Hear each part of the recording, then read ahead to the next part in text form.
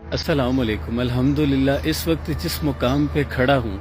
یہاں نبی اکرم صلی اللہ علیہ وآلہ وسلم نے حضرت سلمان فارسی کے ساتھ آ کر، صحابہ کے ساتھ آ کر خود ان کھجوروں کی گٹھلیاں لگائیں اور اس باغ کو لگایا۔ اسے حضرت سلمان فارسی کا باغ کہا جاتا ہے۔ اور حضرت سلمان فارسی کے بارے میں آپ کو مختصر تعارف دیتا چلوں کہ آپ پہلے جو آگ کی پرستش کرنے والے تھے ان میں سے تھے، لیکن پھر چلتے چلتے آپ لکڑیاں اکٹھی کرتے ایک راہب کے پاس پہنچے جو پادری تھا،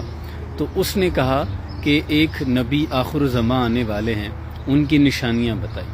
کہ وہ تحفہ قبول کر لیتے ہیں، صدقہ و خیرات نہیں لیتے، اور ان کی پشت پر مہر نبوت کا نشان ہوگا۔ تو پھر آپ بڑے مصائب کے بعد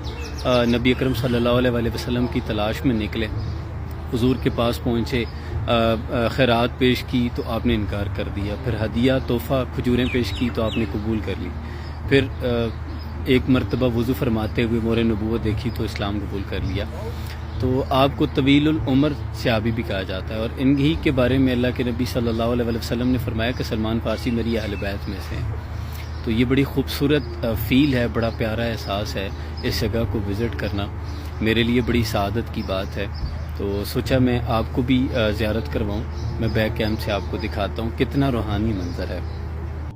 اللہ کا فرما علم نشرح لک صدرک، منصوب ہے جس سے ورفعنا لک ذکرک، جس ذات